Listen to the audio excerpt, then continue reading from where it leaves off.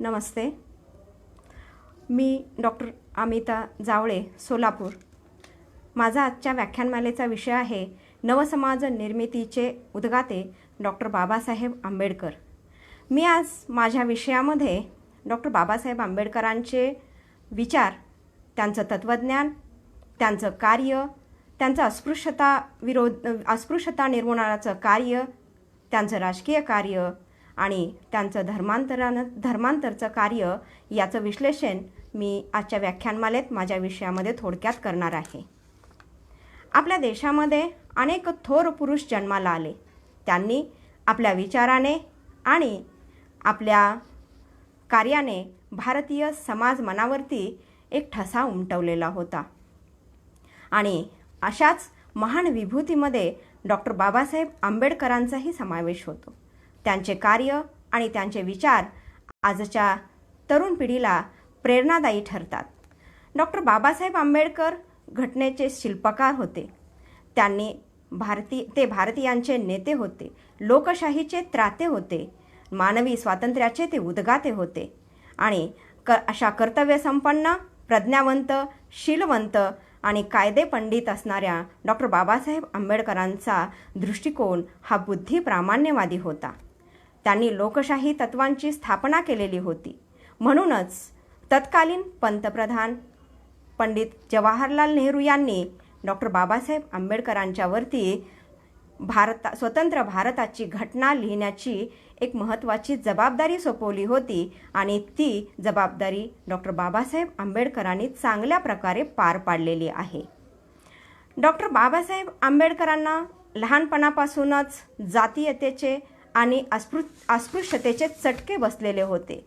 त्यामुळेच त्यांच्याकडे प्रचंड देशप्रेम असतानाही देशहित समोर ठेवूनच त्यांनी अस्पृश्यता उद्धाराचे आणि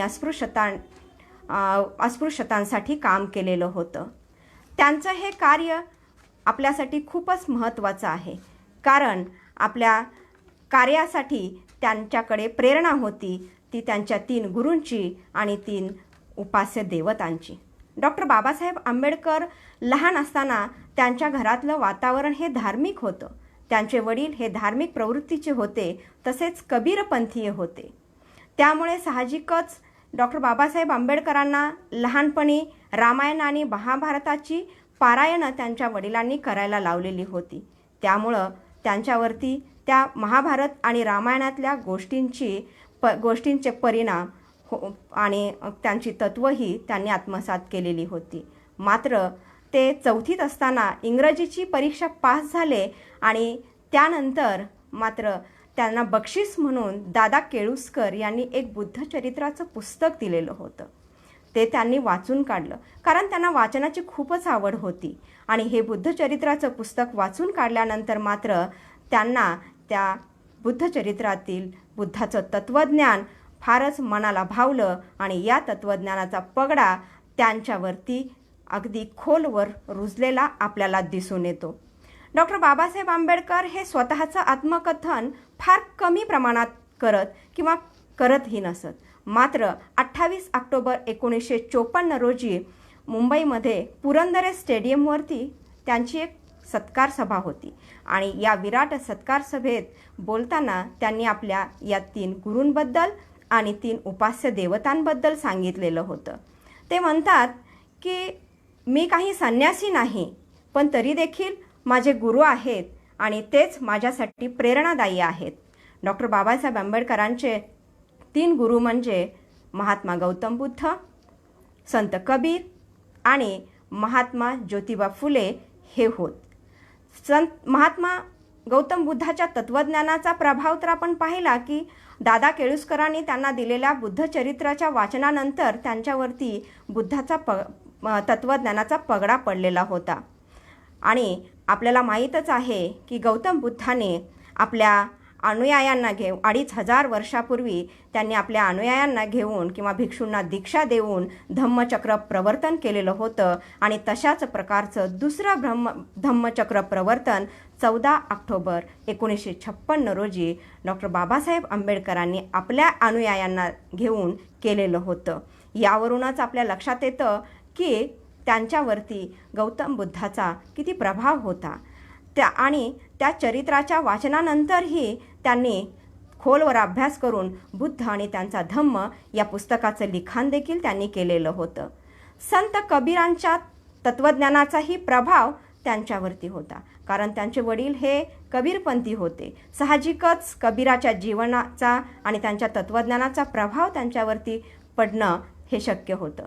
तरी देखील ते म्हणतात की संत कबीराची दृष्टी किंवा संत कबीरांनी ईश्वराच्या अस्तित्वाला स्पष्ट नकार दिलेला आहे.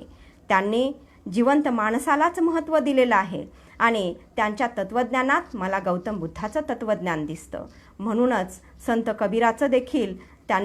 कबीराला देखील त्यांनी आपला गुरु मानलेलं होतं आणि कबीराच्या विचारातील क्रांतिदर्शत्व देखील बाबासाहेबांच्या विचारातून प्रकट होत असलेलं आपल्याला दिसून येतं. त्यानंतर त्यांचे तिसरे गुरु महात्मा फुले हे समतेचे, शोषितांचे, मानवतेचे गुरुच होते.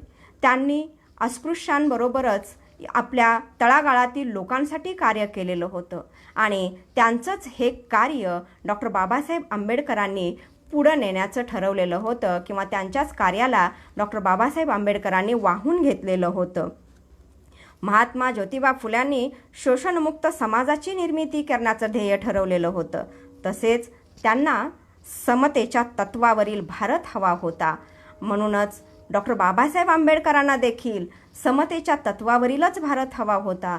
त्यांना देखील अस्पृश्यांमध्ये सुधारणा हवी होती, स्त्रियांमध्ये सुधारणा हवी होती, स्त्री शक्तीला ते मानत होते आणि त्यांची ही चळवळ डॉक्टर बाबासाहेब आंबेडकरांनी पुढे नेण्याचा प्रयत्न केला, ती त्यांना गुरु मानूनच. महाराष्ट्रामध्ये तर आपल्याला माहीतच आहे की फुले, शाहू आणि आंबेडकर यांची ही चळवळ जी होती ती भारतीय नवसमाजाची निर्मितीच होती असं मानलं जातं.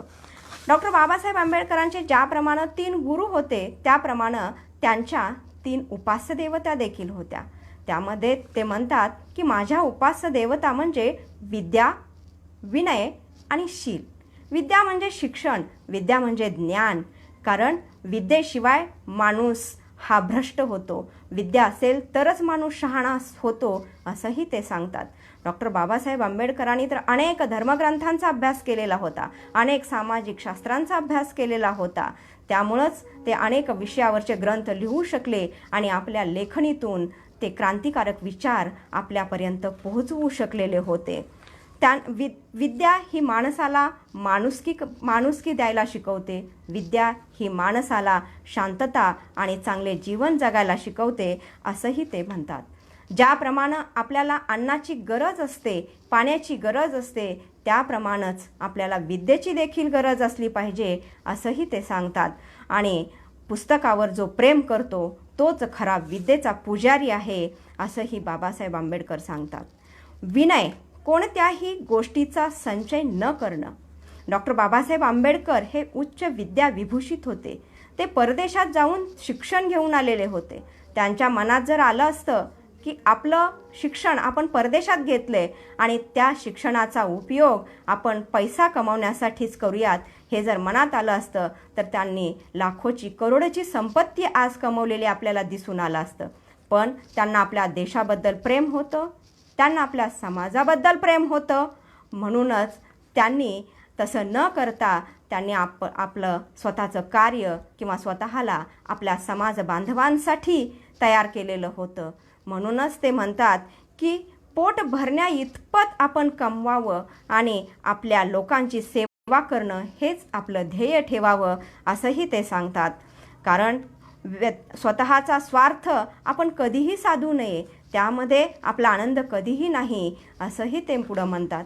डॉक्टर बाबासाहेब आंबेडकर आयुष्यभर शीलवंत जीवन जगलेले होते, कारण शील हा त्यांचा अत्यंत महत्त्वाचा गुण होता असं मला वाटतं.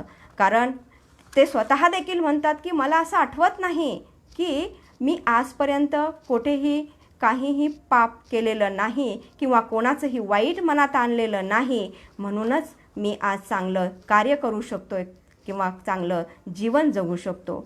कारण पुढं जाऊन डॉक्टर बाबासाहेब आंबेडकर असंही म्हणतात की माझे हे 3 गुरु आणि माझ्या या 3 उपास्य देवता यांच्यामुळंच मी आज जे काही आहे ते यांच्यामुळंच बनलेलं आहे, त्यांच्याच शक्तीमुळं मी आज या उच्च पदाला पोहोचलेलो आहे असंही ते म्हणतात. आणि तुम्ही देखील याचं अनुकरण करा असा सल्लाही ते आपल्याला देतात.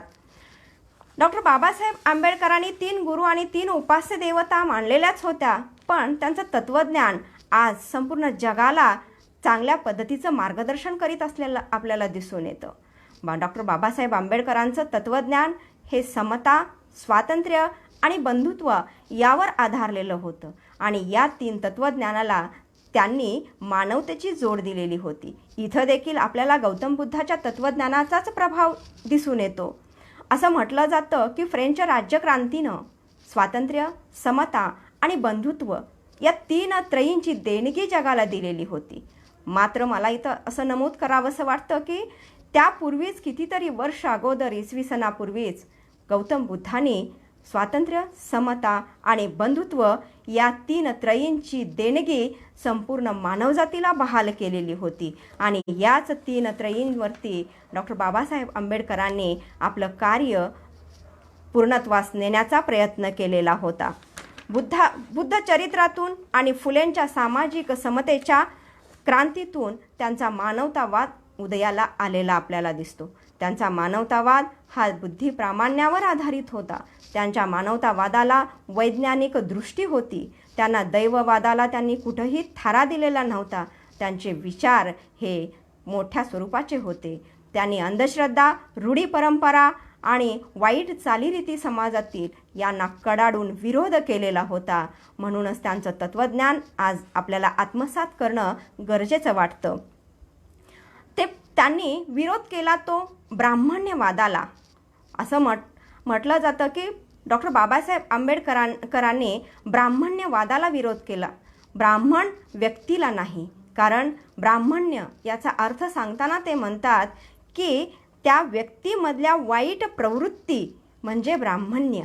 त्या व्यक्तीमध्ये समता, स्वातंत्र्य आणि बंधुत्व या 3 तत्वांचा अभाव असणं म्हणजे ब्राह्मण्य.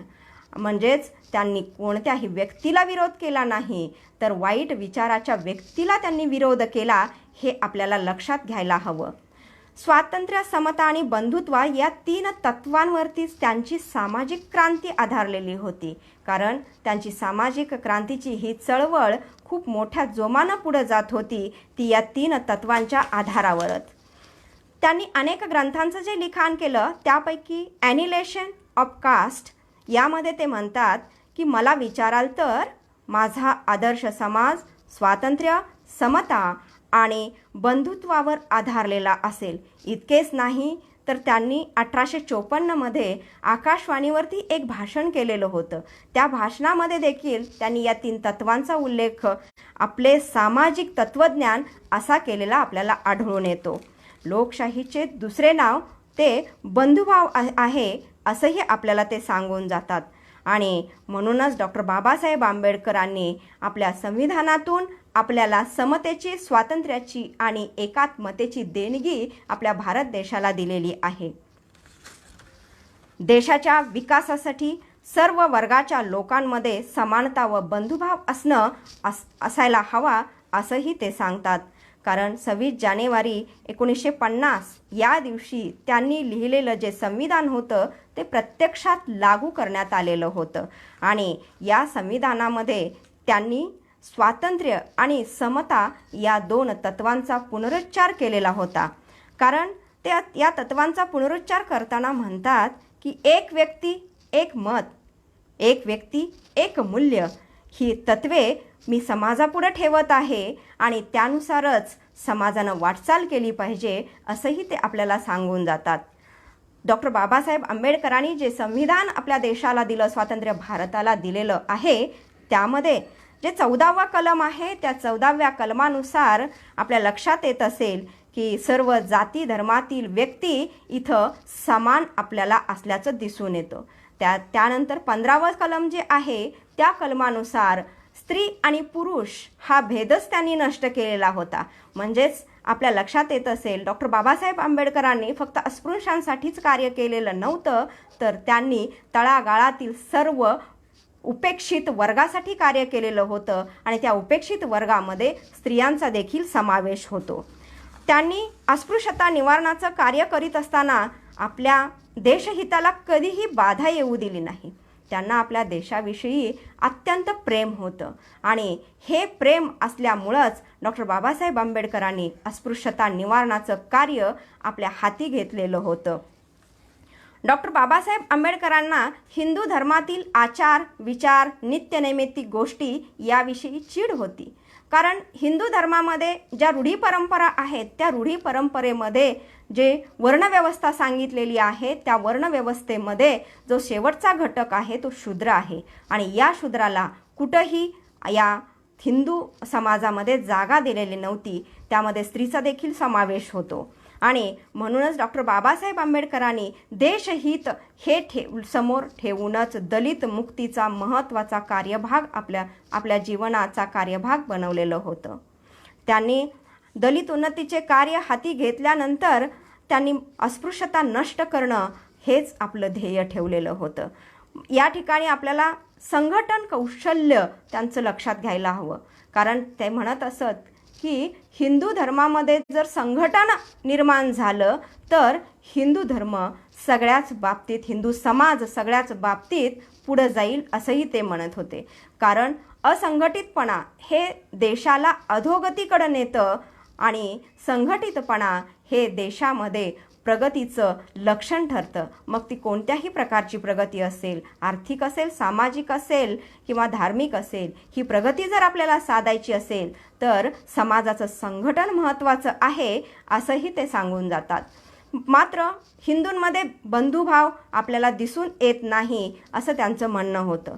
जर बंधुभावाने म्हणजेच एकीच्या बळाने जर आपण राहिलो तर हिंदू कमकुवत किंवा गुलाम बनणार नाही असंही ते सांगत असत.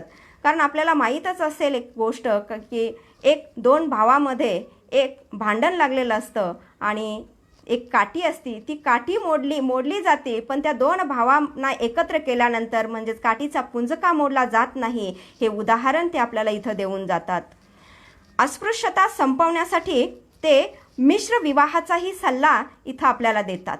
मिश्र विवाह पद्धती अजूनही आपल्या समाजामध्ये अस्तित्वात नाही किंवा मान्य होत नाही. जरी कुणी मिश्र विवाह केला तर त्याला आपला समाज हा अमान्य करतो किंवा तो दोषी ठरवतो. तर डॉक्टर बाबासाहेब आंबेडकरांनी असं सांगितलेलं होतं की जर मिश्र विवाह पद्धती आपण आत्मसात केली हिंदू समाजामध्ये तर काही प्रमाणामध्ये बंधुभाव निर्माण होईल किंवा हिंदूंचं संघटन होईल. म्हणजेच त्यांनी संघटनेला देखील इथं महत्त्व दिल्याचं आपल्या लक्षात येतं.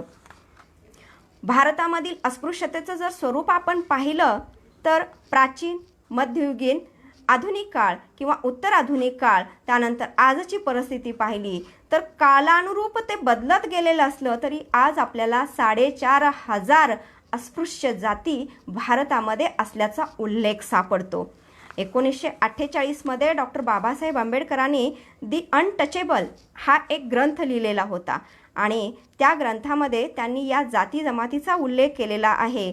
त्यात ते म्हणतात की पराजित आणि जीत या दोन गटात ते या जातींची विभागणी करतात आणि काळाच्या ओघात त्यांनी असंही सांगितलेलं आहे की या जीत आणि पराजितमध्ये जीत आणि पराजित हे या जीत आणि पराजितमध्ये जिताने पराजितांना पराजित केलं आणि ते पराजितांना तेव्हापासून अस्पृश्य समजू लागले असंही त्यांनी सांगितलेलं आहे.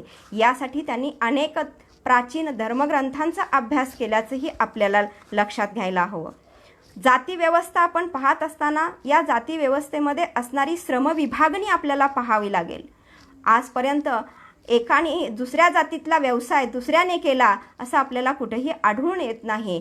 म्हणून त्यांना जन्मावरून किंवा या श्रमविभागणीवरून चीड होती. ते म्हणत असत की आपल्या आवडीचा व्यवसाय करण्याचं स्वातंत्र्य व्यक्तीला हवं, पण ह्या जाती व्यवस्थेमध्ये श्रम विभागणी ही स्वयंप्रेरित नसते. या जाती व्यवस्थेमध्ये श्रम विभागणी ही त्याच्या जन्मावर किंवा त्याच्या जातीवरच अवलंबून असते. तो ज्या जातीमध्ये जन्माला आला त्याच जातीचा व्यवसाय त्या व्यक्तीने, त्या माणसाने पुढे न्यायला हवा असंही या चातुर्वर्ण व्यवस्थेमध्ये किंवा जाती व्यवस्थेमध्ये हिंदू समाजात नमूद केलेलं आहे. त्यामुळं इथं आवडीनिवडीनुसार व्यवसाय करण्याचं स्वातंत्र्य हिंदू धर्मामध्ये किंवा हिंदू समाजामध्ये नव्हतं. म्हणून डॉक्टर बाबासाहेब आंबेडकरांना या स्वयंप्रेरित अशा श्रमविभागणीची, जाती व्यवस्थेमधील श्रमविभागणीबद्दल ते चीड त्यांच्या मनात होती. डॉक्टर बाबासाहेब आंबेडकर पुढं जाऊन आपल्या बांधवांना असंही सांगतात की तुम्ही अंधश्रद्धा यावर विश्वास ठेवू नका, कारण अंधश्रद्धेमुळं आपल्या समाजाची हानी होते, आपल्या देशाची हानी होते. त्यासाठी आपण देवावरती जो विश्वास ठेवतो तो देवावर विश्वास तुम्ही ठेवू नका, तर तो आपल्या कर्तृत्वावर, आपल्या प्रयत्नावर, आपल्या कष्टावर विश्वास ठेवा, आपल्या मनगटावर विश्वास ठेवा असंही ते सांगून जातात. कारण अस्पृश्य समाजामध्ये अस्पृश्य समाजामधील लोकांना देवानीच तुम्हाला अस्पृश्यतेच्या जन्माला घातलेलं आहे अशी एक भावना निर्माण केलेली होती. म्हणूनच हे अस्पृश्य लोक स्वतःला पापी मानत असत. त्यावेळी डॉक्टर बाबासाहेब आंबेडकर त्यांना असंही सांगतात की तुम्ही स्वाभिमानाने जगा.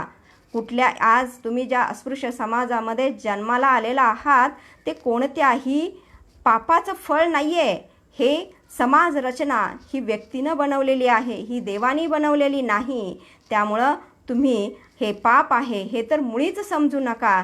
त्यामुळं तुम्ही देवावर विश्वास ठेवू नका, तुम्ही तुमच्या कार्यावरती विश्वास ठेवा असंही ते आपल्याला सांगून जातात. कारण डॉक्टर बाबासाहेब आंबेडकरांनी पुढील काळामध्ये मंदिर प्रवेशाची चळवळ हाती घेतलेली होती. त्यांना देव किंवा अंधश्रद्धा यावर विश्वास नव्हता, मात्र आपल्या दलित बांधवांचं, आपल्या अस्पृश्य बांधवांचं समाधान व्हावं म्हणून त्यांनी ही चळवळ हाती घेतलेली होती. कारण त्यांना असं वाटत होतं की जर मंदिरात प्रवेश मिळाला तर हिंदूंच्या हृदयात देखील प्रवेश मिळेल, आणि असा जर हृदयात प्रवेश मिळाला तर हिंदूंचं संघटन होईल. ही आशा त्यांनी शेवटपर्यंत सोडलेली नव्हती. म्हणूनच त्यांनी मंदिर प्रवेशाची चळवळ आपल्या कार्याचा एक भाग बनवलेली होती. आपल्या महाराष्ट्रामधले अनेक मंदिरं अस्पृश्यांसाठी खुली नव्हती. त्यापैकी पुण्याचं पर्वती मंदिर होतं, अमरावतीचं आंबेचं मंदिर होतं, नाशिकचं काळाराम मंदिर होतं आणि सोलापूरचं सिद्धेश्वर मंदिराचा देखील इथं समावेश होता. त्यामुळं त्यांनी मंदिर प्रवेशाला प्राधान्य दिलं आणि त्यांनी ही मंदिर प्रवेशाची चळवळ करून मंदिरामध्ये प्रवेश मिळवला. या अस्पृश्य समाजासाठी त्या काळामध्ये कोठेही सार्वजनिक ठिकाणी त्यांना प्रवेश नव्हता. मंदिराबरोबरच त्यांना सार्वजनिक पाणवठ्याच्या ठिकाणी देखील प्रवेश नव्हता. त्याचबरोबर त्यांना धर्मशाळेत देखील प्रवेश नव्हता. इतकंच काय, पण त्यांना गावातून जाण्याचं देखील बंधन होतं. त्यांना तिथं देखील गावातून देखील वावरता येत नव्हतं. त्यांची वस्ती ही गावकुसाबाहेर असे, त्यांना पिण्याचं पाणी वरून वाढलं जायचं. अशा परिस्थितीमध्ये त्यांनी महाडचा तळ्याचा सत्याग्रह आपल्या हाती घेतलेला होता. हा महाडचा सत्याग्रह किंवा चौदार तळ्याचा सत्याग्रह ही त्यांच्या सत्याग्रहाची क्रांती होती. हा त्यांच्या क्रांतीचा झेंडा होता असंच म्हणावं लागेल आपल्याला. कारण डॉक्टर बाबासाहेब आंबेडकरांनी या मंदिर प्रवेश आणि सत्याग्रहाच्या मार्गाने आपल्या अस्पृश्य बांधवांना न्याय मिळवून देण्याचं ठरवलेलं होतं. सत्याग्रह म्हणजे अहिंसेच्या मार्गाने आपल्याला जे हवं ते मिळवणं, हिंसा न करता न्याय व हक्काने हे जे आहे ते मिळवणं. म्हणूनच त्यांनी ही सत्याग्रहाची चळवळ आपल्या हाती घेतलेली होती. आणि माणूस म्हणून माणसासारखे जगता यावे हा हक्क व अधिकार सांगणारी ही प्रतिकात्मक कृतीच आपल्याला इथं मानावी लागेल त्यांच्याबद्दलची. आणि या अस्पृश्यांच्या मंदिर चळवळीनं डॉक्टर बाबासाहेब आंबेडकरांनी या अस्पृश्य बांधवांना मंदिरामध्ये प्रवेश मिळवून दिला आणि मंदिरात प्रवेश मिळाला, मात्र हिंदूंच्या हृदयात पुढील काळामध्ये प्रवेश मिळालाच नाही. हे त्यांच्या या मंदिर प्रवेशाचं अपयशच ते मानतात. कारण अस्पृश्यांचे हक्क व अधिकार मिळवून देण्यासाठी ते आयुष्यभर झटले होते. मात्र इथं असं आपल्याला दिसून येतं की मंदिर प्रवेशानंतरही त्यांना हिंदूंनी आपल्यामध्ये सामावून घेतलेलं नव्हतं. त्यामुळं हे आपलं प्रभावी साधन असूनही तिथं ते अपयश आलं असं म्हणतात. डॉक्टर बाबासाहेब आंबेडकरांनी अस्पृश्यतेचं कार्य हाती घेतलेलं होतं, पण त्यांनी फक्त अस्पृश्य बांधवांसाठीच आपला लढा चालू ठेवला होता असं नाही, तर उपेक्षित स्त्री जातीसाठी देखील त्यांनी लढा दिलेला होता. आपल्याला माहीतच आहे सगळ्यांना की महात्मा फुले आणि सावित्रीबाई फुले यांनी देखील स्त्री जातीसाठी कार्य केलेलं होतं. त्यांचं कार्य देखील इथं महत्त्वाचं आहे आणि महात्मा ज्योतिबा फुल्यांच्या कार्याचाच प्रभाव डॉक्टर बाबासाहेब आंबेडकरांच्या कार्यावरती होता. त्यामुळं त्यांनी हे स्त्री उन्नतीचं कार्य देखील आपल्या हाती घेतलेलं होतं. त्यासाठी ते ज्यावेळी परदेशात शिकायला गेलेले होते त्यावेळी त्यांना तिथला समाज आणि आपल्या भारत देशातली स्त्री या सगळ्या बाबतीत त्यांनी अभ्यास केल्यानंतर असं दिसून आलं की भारतामध्ये स्त्रीला स्वातंत्र्य नाही. यासाठी ते मनुस्मृतीचा उल्लेख करतात. मनुस्मृतीनं स्त्रीचे सगळे अधिकार काढून घेतलेले आहेत. म्हणूनच मनुस्मृतीचे आणि मनुस्मृतीमध्ये स्त्रीबरोबर अस्पृश्यांचेही अधिकार काढून घेतलेले आहेत. म्हणूनच त्यांनी मनुस्मृतीचं दहन देखील केलेलं होतं. स्त्री जातीसाठी उन्नतीचं कार्य करीत असताना त्यांनी शिक्षणाला महत्त्व दिलं. स्त्री शिक्षणाला महत्त्व दिलं. त्यांनी स्त्रियांना संबोधून ते म्हणत असत की प्रथम तुम्ही शिका, आपल्या मुलींना शिकवा, कारण शिक्षण हाच खरा दागिना आहे. शिक्षणानेच माणूस शहाणा होतो. शिक्षणानेच माणसाला चांगली बुद्धी प्राप्त होते. म्हणून त्यांनी प्रथम स्त्री शिक्षणाचा अधिकार इथं सांगितलेला आहे. आणि स्त्री शिक्षणाचा अधिकार सांगण्याबरोबरच ते पुढे जाऊन असंही म्हणतात की स्त्रीला दुय्यम स्थान मिळत आहे. ते स्थान जर आपल्याला घालवायचं असेल, पुरुषांच्या बरोबरीचं स्थान जर आपल्याला मिळवायचं असेल स्त्रियांच्या बाबतीत, तर स्त्रियांनी सगळ्या सामाजिक चळवळींमध्ये, राजकीय चळवळींमध्ये किंवा धार्मिक चळवळींमध्ये भाग घेतला पाहिजे.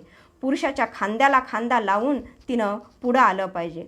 मनुस्मृतीचा अभ्यास केला असता आपल्या असं लक्षात येतं की स्त्री ही दासी होती. स्त्री ही पतीची सेवा करण्यात धन्यता मानत होती. त्याचबरोबर स्त्रीला उपेक्षित किंवा उपभोगाची एक वस्तू मानलेलं होतं. तिला गुलाम बनवलेलं होतं. या सगळ्या बेड्या त्यांना काढायच्या होत्या. म्हणूनच त्यांनी स्त्री जातीचा देखील उद्धार करण्याचं ठरवलेलं होतं. कारण डॉक्टर बाबासाहेब आंबेडकरांचं तत्त्वज्ञान आपण पाहिलेलं आहे. स्वातंत्र्य, समता आणि बंधुत्व या आधारावरच त्यांनी स्त्री जातीचं देखील कार्य आपल्या हाती घेतल्याचं आपल्याला दिसून येतं. स्त्री सुधारणेबाबत ते असंही म्हणतात की स्त्री सुधारली किंवा स्त्री शिकली तरच आपल्या राष्ट्राचा विकास होतो आणि म्हणूनच आपण स्त्रीला शिक्षण दिलं पाहिजे. यापुढे जाऊन ते असंही म्हणतात की स्त्री समाजाचा, आपल्या राष्ट्राचा अलंकार आहे, म्हणून तिचा उद्धार केला पाहिजे असंही ते सांगून जातात. डॉक्टर बाबासाहेब आंबेडकरांनी जे संविधान लिहिलं त्या संविधानामध्ये 15व्या कलमानुसार स्त्रीला पुरुषाच्या बरोबरीचा दर्जा मिळाला आणि त्यानंतर त्यांनी त्यामध्ये हिंदू कोड बिल जे नमूद केलेलं आहे त्यानुसार देखील स्त्रीला अनेक मानवतेचे अधिकार त्यांनी बहाल केलेले आहेत. आणि आजची स्त्री आपल्याला त्यांच्या या संविधानाची किंवा हिंदू कोड बिलाच्या नंतरची स्त्री अबला नसून सबला असल्याचंही आपल्या इथं लक्षात येतं. उच्चवर्णीय स्त्रियांवरतीच अन्याय अत्याचार होत होते असं नाही, तर या उच्चवर्णीय स्त्रीपेक्षाही जास्त अन्याय अत्याचार हे अस्पृश्य समाजातील स्त्रियावरती होत होते. म्हणून त्यांनी आपल्या या दलित मुक्ती चळवळीमध्ये अस्पृश्य स्त्रियांना सहभागी करून घेतलेलं होतं. आणि हे करीत असताना ते आपल्या अस्पृश्य माता भगिनींना सांगतात की तुमचा पेहराव जो आहे तो तुम्ही प्रथम बदला. तुम्ही स्वच्छतेला महत्त्व द्या. ज्याप्रमाणे उच्चवर्णीय स्त्रिया पेहराव करतात, साडी नेसतात, त्याचप्रमाणे तुम्ही तुमचा पेहराव करा असा सल्ला ते आपल्या अस्पृश्य माता भगिनींना देतात. त्याच पुढे जाऊन ते असंही म्हणतात की मुलगा हाच वंशाचा दिवा आहे असं समजू नका तुम्ही. कारण मुलगा हाच वंशाचा दिवा समजलं तर संस्कृती नष्ट होऊन स्त्रियांचा सर्वांगीण विकास होणार नाही असंही ते सांगतात. कारण स्त्री आहे, स्त्री जात आहे, म्हणूनच आज पुरुष जात आहे असंही ते सांगतात. त्यासाठी ते म्हणतात मुलीला पहिलं शिकवा, मुलीला तिच्या पायावर उभं करा, तिच्या इच्छेच्या विरुद्ध तिचा विवाह लावून देऊ नका, तिला नोकरी करू द्या. मुलाचाच विकास करावा असं नाही, तर मुलीलाही तिची प्रगती करू द्या, तिला 4 पैसे कमवू द्या असंही ते महिलांना सल्ला देऊन जातात. म्हणूनच डॉक्टर बाबासाहेब आंबेडकरांच्या चळवळीचं ध्येय हे अस्पृश्यता निवारणाच्या सोबत स्त्रियांचा विकास किंवा स्त्रियांचा स्त्रियांबद्दलची उन्नती हे देखील होतं. डॉक्टर बाबासाहेब आंबेडकरांनी या अस्पृश्यता निवारणाच्या कार्याबरोबरच स्त्री उद्धाराचं कार्य हाती घेतलेलं होतं. मात्र हे करीत असताना त्यांचं असं लक्षात आलं की नुसतं समाजकारण करून चालणार नाही, तर इथं आपल्याला राजकारणाची जोड त्याला द्यावी लागेल. कारण असं म्हटलं जातं की समाजकारण करणारा राजकारण कधीच करू शकत नाही किंवा समाजकारण करणाऱ्या व्यक्तीनं राजकारण कधीच करू नये. पण या गोष्टीला डॉक्टर बाबासाहेब आंबेडकरांनी इथं छेद दिल्याचं आपल्याला ध्यानात घ्यावं लागेल. या डॉक्टर बाबासाहेब आंबेडकरांनी राजकारणाची जोड दिली, म्हणूनच अस्पृश्यतेचा उद्धार आणि स्त्री जातीचा उद्धारही झाल्याचं आपल्याला लक्षात येतं. ते म्हणतात की गळ्यात हार घालणं आणि मोठमोठ्या टाळ्या पिटवणारी भाषणं जे आपण करतो त्याचबरोबर समाजाचा उद्धार करणं आणि आपल्या समाजासाठी कार्य करणं हे देखील महत्त्वाचं आहे. आणि असं जो करतो, नेता जो करतो तोच खरा राजनीती तज्ज्ञ असतो असंही ते म्हणतात. आणि समाजातील सर्व तळागाळातील लोकांचे प्रश्न सोडवण्यासाठी त्यांनी जो राजकारणात प्रवेश केला, त्या प्रवेशानंतर त्यांनी 1936मध्ये मजूर पक्षाची स्थापना केली. या मजूर पक्षाचा जाहीरनामाच असा होता की तो तळागाळातल्या लोकांना एकत्र घेऊन किंवा त्यांची उन्नती करणाराच होता असं आपल्या लक्षात येतं. या ठिकाणी त्या जाहीरनाम्यानुसार औद्योगिक कामगार, भूमिहीन शेतमजूर, छोटे शेतकरी, शेतावर राबणारी कुळे, शहरातील कनिष्ठ व मध्यम वर्ग आणि समाजातील शोषित व गरीब व घटक या सगळ्यांच्या हिताचा विचार डॉक्टर बाबासाहेब आंबेडकरांनी आपल्या या मजूर पक्षामध्ये केलेला होता आणि तोच त्यांचा जाहीरनामा होता. या मजूर पक्षाच्या स्थापनेनंतर डॉक्टर बाबासाहेब आंबेडकरांनी 1942 साली ऑल इंडिया शेड्युल्ड कास्ट नावाचा दुसरा पक्ष स्थापन केला.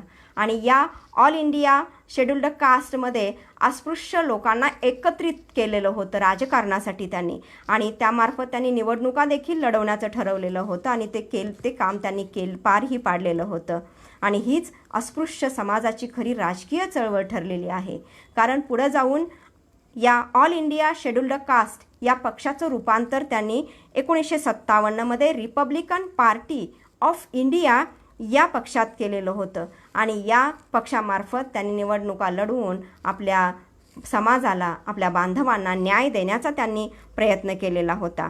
आपल्या विविध राजकीय मागण्या, आपल्या विविध सामाजिक मागण्या या राजकीय पक्षामार्फत ते मांडत असत आणि आपल्या समाजाचा सर्वांगीण विकास करणं हेच ध्येय या राजकीय पक्षाचं त्यांनी ठेवलेलं होतं. त्यांनी आयुष्यभर आपल्या न्याय आणि हक्कासाठी लढा दिलेला होता. आणि मंदिर प्रवेशाच्या चळवळीनंतर मंदिरात प्रवेश मिळाला असला तरी हिंदूंच्या हृदयात अस्पृश्यांना प्रवेश मिळाला नाही ही खंत त्यांच्यामध्ये होती. म्हणूनच त्यांनी शेवटी हिंदू धर्म सोडण्याचा निश्चय केलेला होता आणि धर्मांतर करण्याचा त्यांनी निश्चय केलेला होता. हिंदू धर्मामध्ये दीर्घकाळ राहूनही माणुसकीचे अधिकार आपल्याला प्राप्त होत नाहीत याबद्दल त्यांच्या मनात चीड निर्माण झालेली होती. यासाठीच डॉक्टर बाबासाहेब आंबेडकरांनी 13 ऑक्टोबर 1935 रोजी नाशिक जिल्ह्यात येवला या ठिकाणी एका परिषदेमध्ये एक प्रतिज्ञा केली, एक घोषणा केली की मी जरी हिंदू धर्मामध्ये जन्मलो असलो तरी मी हिंदू म्हणून मरणार नाही अशी घोषणा त्यांनी केली. आणि या त्यांच्या घोषणेनं हिंदू समाजामध्ये, भारतामध्ये खळबळ माजलेली होती. अनेकांनी त्यांना समजावण्याचा प्रयत्न केला की तुम्ही हिंदू धर्म सोडू नका, पण ते आपल्या निश्चयावरती, ते आपल्या प्रतिज्ञेवरती ठाम राहिले. कारण जे हवं होतं आपल्या बांधवांसाठी ते त्यांना हिंदू धर्मातून मिळालं नाही. म्हणूनच त्यांनी धर्मांतराचा विचार केलेला होता, निर्णय घेतलेला होता. त्यांनी धर्मांतराचा निर्णय घेतला, मात्र कोणत्या धर्मामध्ये जायचं किंवा कोणता धर्म स्वीकारायचा हे मात्र त्यांनी सांगितलेलं नव्हतं. त्यामुळे इथं त्यांचा सावधपणा आपल्याला लक्षात येतो. सावधपणा हा देखील त्यांचा एक महत्त्वाचा गुण आपल्याला दिसून येतो. कारण यावेळी त्यांनी आपली भूमिका सावध ठेवलेली होती. का तर त्यांनी कोणताही इतर धर्म स्वीकारला नाही. तर त्यांनी बौद्ध धर्माचा स्वीकार करण्याचा निश्चय केला. कारण दुसरा धर्म जर स्वीकारला तर आपले अस्पृश्य बांधव हे अराष्ट्रीय होतील असं त्यांचं मत होतं. म्हणून आपल्याच भारतात निर्माण झालेला, जन्माला आलेला बौद्ध धर्म त्यांनी स्वीकारायचं ठरवलेलं होतं. त्यासाठी त्यांनी अनेक धर्मग्रंथांचा देखील अभ्यास केलेला आहे आणि त्यानंतरच त्यांनी हा आपला निर्णय आपल्या बांधवांना किंवा देशाला सांगितलेला होता. यावेळी त्यांना अनेकांकडून समजवण्याचा देखील प्रयत्न झाला, पण तरीही ते आपल्या विचारावरून ढळले नाही. तरीही त्यांनी आपला निर्णय बदललेला नव्हता आणि देशहिताचा विचार करून डॉक्टर बाबासाहेब आंबेडकरांनी बौद्ध धर्माचा स्वीकार करण्याचा निर्णय घेतला आणि 14 ऑक्टोबर 1956 रोजी नागपूर येथे आपल्या असंख्य अनुयायासह त्यांनी बौद्ध धर्माचा स्वीकार केला आणि आपली धर्मांतराची प्रतिज्ञा, हिंदू धर्माचा त्याग केला आणि धर्मांतराची प्रतिज्ञा त्यांनी पूर्ण केल्याचं आपल्याला लक्षात येतं. बौद्ध धर्म स्वीकारला कारण त्यांच्यावरती बौद्ध धर्माचा प्रभाव होता एवढंच नाही, तर बौद्ध धर्माचं तत्त्वज्ञान त्यांनी आत्मसात केलेलं होतं. बौद्ध धर्मामध्ये मानवतेला प्राधान्य देणारा आणि सर्व मानव प्राण्यांना सजीव मानव प्राण्यांना समान मानणारा हा धर्म होता. म्हणूनच त्यांनी बौद्ध धर्माचा स्वीकार केलेला होता. धर्म आणि धम्म यांच्यात फारकत करून बुद्धी प्रणीत धम्माचा त्यांनी पुरस्कार केलेला होता. कर्मकांडापेक्षा बौद्ध धर्मातील जीवनोपयोगी तत्वांवर डॉक्टर बाबासाहेब आंबेडकरांनी भर दिलेला होता. म्हणूनच डॉक्टर बाबासाहेब आंबेडकरांचं हे जे कार्य आहे ते भारतीय इतिहासात त्यांच्या कार्याला कोठेही तोड नाही असंच इथं आपल्याला म्हणावं लागेल. आपल्या कार्याने त्यांनी अस्पृश्य समाजातील माणूस जागा केला, त्यांचा स्वाभिमान जागा केला, त्यांना आत्मभान शिकवलं, त्यांना स्वतःच्या कष्टाची त्यांना जाणीव करून दिली, स्वत्वाची भावना त्यांच्यामध्ये निर्माण केली आणि याचं सगळं श्रेय हे डॉक्टर बाबासाहेब आंबेडकरांना जातं. म्हणूनच डॉक्टर बाबासाहेब आंबेडकरांचे जीवन व कार्य अखिल मानव जातीसाठी, अखिल मानव समाजाला प्रेरणा देणारं आहे. त्यांनी दिलेले लढे, त्यांनी केलेल्या चळवळी, त्यांचे सत्याग्रह, त्यांचं विविध विषयावरचं लिखाण, त्यांची विविध भाषणे, त्यांचे विविध ग्रंथ हे आपल्या समाजाला आज दिशा देणारे आहेत. आजच्या तरुण पिढीनं जर त्यांचे विचार आत्मसात केले तर त्यांना पुढील काळात सामाजिक, राजकीय किंवा आर्थिक बाबतीत कोठेही अडचण येणार नाही. कारण वर्षानुवर्ष परावलंबी व असहाय्य जीवन जगणाऱ्या अस्पृश्य समाजाला माणूस म्हणून स्वातंत्र्य जीवन जगण्याचा हक्क डॉक्टर बाबासाहेब आंबेडकर यांनी दिला आणि हेच भारतात त्यांनी नवसमाज निर्मितीचा पाया घातलं असंच म्हणावं लागेल. धन्यवाद. आज मला या व्याख्यानमालेच्या निमित्ताने इथं संधी दिल्याबद्दल मी व्याख्यानमालेचे आयोजक, मुंबई विद्यापीठ आणि आंबेडकर राईट हिस्ट्री काँग्रेसचे सर्व पदाधिकारी यांची मी आभारी आहे. धन्यवाद.